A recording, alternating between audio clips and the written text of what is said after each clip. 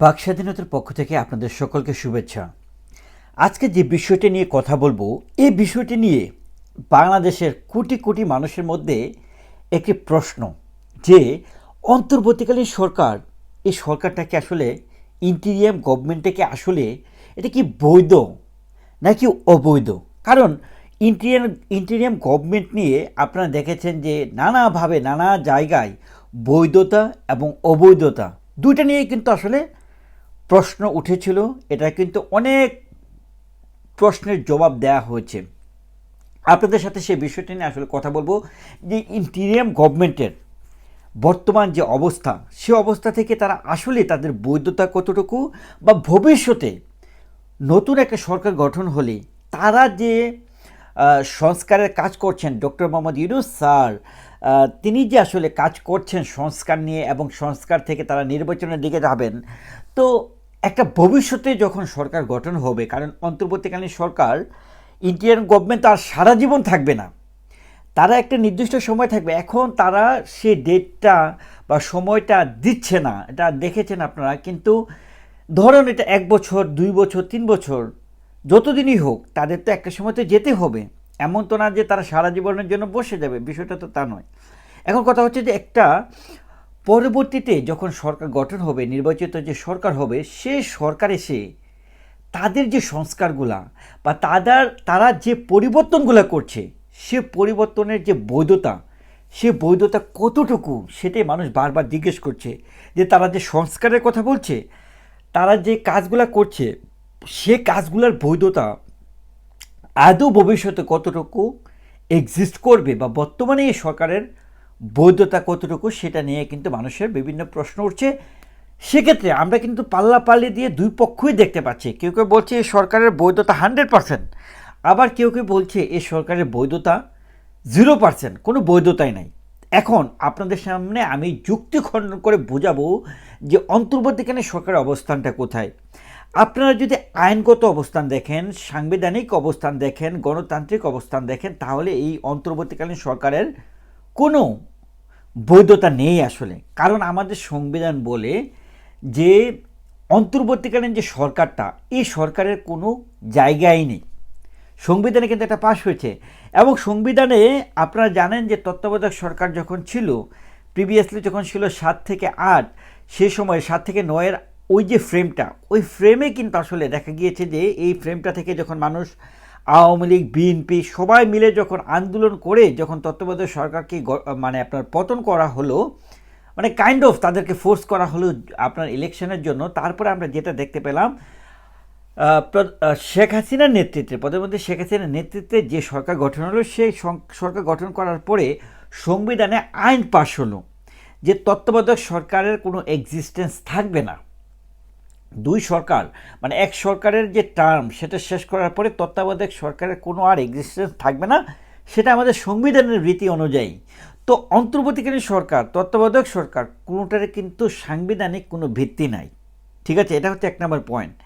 এখন কথা হচ্ছে, অনেকেই কিন্তু একটা যৌক্তিক চমৎকার একটি কোশ্চেন করে বারবারই, আপনারা খেয়াল করে দেখবেন যে টকশোগুলোতে, যে অন্তর্বর্তীকালীন সরকারের বৈধতা তারা তখনই আসলে করতে পারত যদি তারা বিপ্লবী সরকার হতো। বিপ্লবী সরকারটা কীরকম, যে তারা সংবিধানটাকে পরিবর্তন করে ফেলবে, মানে যে এক্সিস্টেন্ট সংবিধান আছে, কনস্টিটিউশন আছে, সেটাকে তারা বাতিল করে, মানে এখন বাতিল বলতে যে আপনার একটা কনস্টিটিউশনের সকল কিছু আপনাকে ফালাই দিতে হবে তা নয়, যে আপনাকে যদি তারা বলতো যে দায়িত্ব গ্রহণের সময়, যে তারা যে কনস্টিটিউশন আছে 1972 সালে যে কনস্টিটিউশন সংবিধান, সেটাকে তারা অগ্রাহ্য করে নতুন সংবিধানের আলোকে দায়িত্ব গ্রহণ করলো। এই যদি কাজটা তারা করতো, তাহলে কিন্তু তাদের বৈধতা সাংবিধানিকভাবে তারা পেয়ে যেত। গণতান্ত্রিক ওয়েতে হিসাবটা তো ভিন্ন। গণতান্ত্রিক ওয়েতে মানে কি, মানুষের ভোটে, সেটার হিসাব তো এখানে আসছে না। তো এখন সাংবিধানিক যে বিষয়টা, সংবিধানের যে বিষয়টা, এই বিষয়টাতে আমি হয়তো বা আপনাদেরকে ক্লিয়ার বোঝাতে পেরেছি যে সাংবিধানিকভাবে তাদের আসলে কিন্তু কোনো ভিত্তি নাই।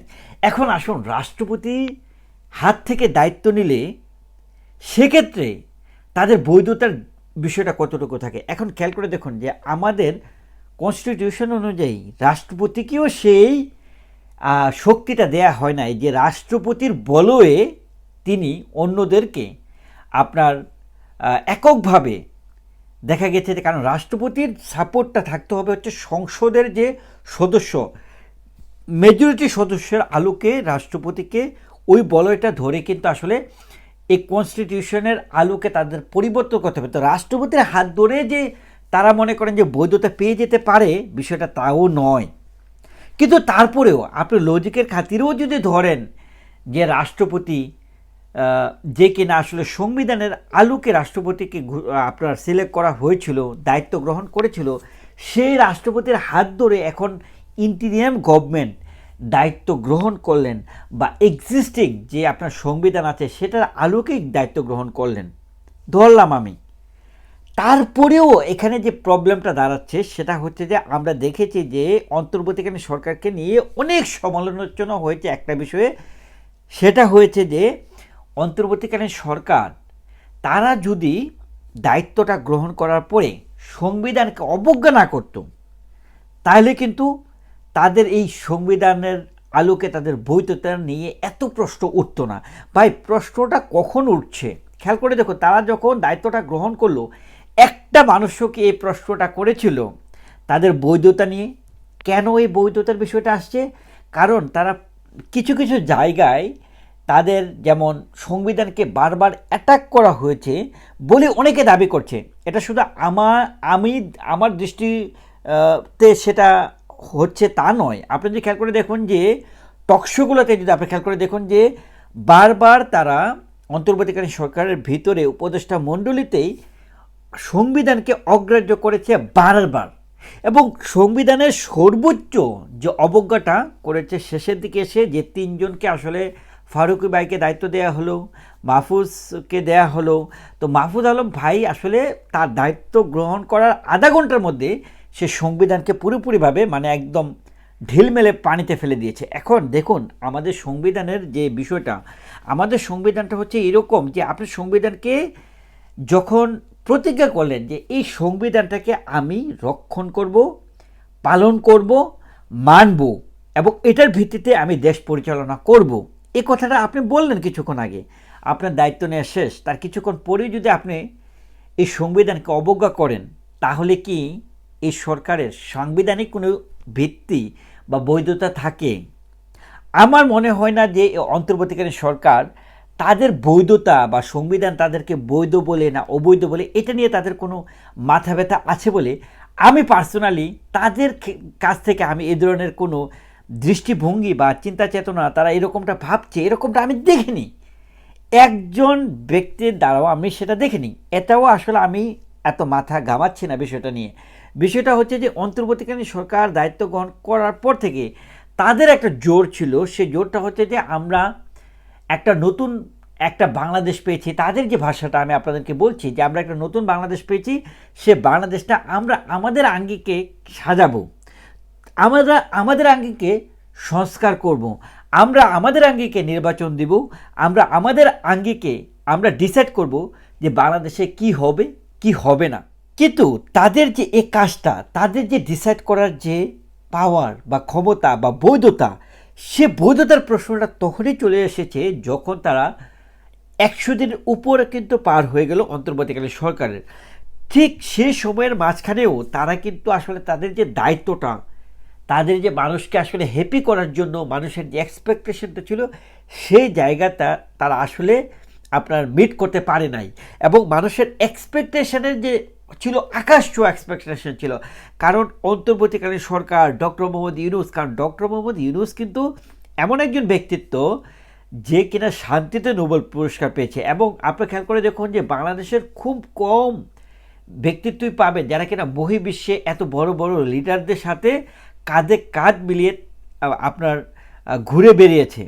এই জিনিসটা কিন্তু খেয়াল করে দেখবেন। তো এই মানুষটা যখন দায়িত্ব গ্রহণ করলো, বাংলাদেশের সকল মানুষ ভাবতে লাগলো যে বাংলাদেশটা পরিবর্তন হয়ে যাবে, বাংলাদেশের মানুষের হয়তোবা পরিবর্তন হবে, মানুষের জনজীবনের পরিবর্তন হবে, দ্রব্যমূল্যের একটা স্থিতিশীল পর্যায়ে আসবে, আইন শৃঙ্খলা স্থিতিশীল পর্যায়ে আসবে, মানুষের বাক স্বাধীনতা মানে একটা স্থিতিশীল একটা পর্যায়ে আসবে। কিন্তু সেই জায়গাটা আসলে অন্তর্বর্তীকালীন সরকার আমার কাছে মনে হয় বা জরিপগুলোতে দেখা যাচ্ছে, আমি আমার পার্সোনাল ওপিনিয়ন না দিই আসলে, আপনারা যদি খেয়াল করে দেখেন যে জরিপগুলোর কথা যদি বলেন, আপনি প্রথম আলোর কথা বলেন, আপনি পিনাকি ভট্টাচার্যের কথা বলেন, আপনি কামাল ভাই, সাংবাদিক কামাল ভাইয়ের কথা বলেন, তো মানে ভয়েস অফ আমেরিকার কথা বলেন, মানে বড় বড় প্ল্যাটফর্মগুলোতে যতগুলো জরিপ হচ্ছে সেই জরিপগুলোতে কিন্তু অন্তর্বর্তীকালীন সরকার আসলে পিছিয়ে গেছে, ভালোভাবে পিছিয়ে গেছে। তো এই জন্যই মানুষ বলছে, এখন বারবার বলছে যে এই সরকারের আসলে সাংবিধানিক কোনো বৈধতা নাই। কিন্তু আমার মনে হয় না যে তারা যদিও সংবিধানের আলোকে দায়িত্ব গ্রহণ করছে, আমার কাছে মনে হয় যে এটা একটা ফর্মালিটিস। এটা আমার কাছে মনে হয় না যে তারা এই সংবিধানকে কোনো তোয়াক্কা করছে বা এটাকে কোনো প্রায়োরিটি দিচ্ছে। এখন দায়িত্ব নেওয়ার জন্য সেখানে যাচ্ছে, কারণ রাষ্ট্রপতিকে সরানোর জন্য আপনারা দেখেছেন যে কীরকম একটা আন্দোলন হয়েছিল, যদিও শেষ পর্যন্ত হয়নি। এখন যে আমাদের যে আইনগত ভিত্তি, সেই ভিত্তিটা হচ্ছে রাষ্ট্রপতিকে হাত ধরে সংবিধান থেকে যাদেরকে দায়িত্ব দেওয়া হলো। কিন্তু মজার ব্যাপার হচ্ছে, আসলে আমার কাছে মনে হয় যে অন্তর্বর্তীকালীন সরকার এই সংবিধান বা সংবিধানের শক্তি বা তারা যে দায়িত্ব নিচ্ছে, তারা যে কমিটমেন্ট করছে সংবিধানের আলোকে, এটা নিছক তারা এটাকে মানে কোনো পাত্তা দিচ্ছে বলে আমার কাছে মনে হয় না। বাট মানুষজনকে দেখানোর জন্য বা জাতিকে দেখানোর জন্য, বহির্বিশ্বে মানুষকে দেখানোর জন্য, পলিটিশিয়ানদের দেখানোর জন্য বা ইউনাইটেড নেশন থেকে, জাতিসংঘ থেকে তাদের যে একটা বৈধতার ব্যাপার, আমেরিকার থেকে যে বৈধতার ব্যাপার, এই জিনিসটাকে এস্টাবলিশ করার জন্যই আসলে আমার কাছে পার্সোনালি মনে হয় যে তারা রাষ্ট্রপতির কাছে যাচ্ছে বা সংবিধানকে স্পর্শ করে তারা আসলে দায়িত্ব নিচ্ছে। খেয়াল করে দেখুন যে দায়িত্ব নেওয়ার কিছুক্ষণের মধ্যে তারা এই সংবিধানটাকে তারা বারবারই প্রশ্নবিদ্ধ করছে। সো যে কারণে আসলে মানুষরা বলছে যে আসলে অন্তর্বর্তীকালীন সরকার আসলে তাদের সাংবিধানিক কোনো ভিত্তি নেই। আমার মনে হয় যে তাদের এই জায়গাটাতে, আমার মনে হয় যে একটু বেশি বেশি এইটাতে ফোকাস করার কারণেই মানুষ এই ধরনের কথা বলছে বলে আমি পার্সোনালি মনে করি। আপনাদের কাছে বিষয়টা কীরকম? আসলে অন্তর্বর্তীকালীন সরকারের বৈধতা এই আন্দোলনের পরে কি আসলে অন্য কোনো বৈধতার প্রয়োজন আছে কি না, বা কনস্টিটিউশনাল যে বৈধতার বিষয়টা যে আসে সেটা কতটুকু আসলে এই সরকারের সাথে যায়, আপনারা কি মনে করেন? কমেন্টস করবেন। Thank you so much.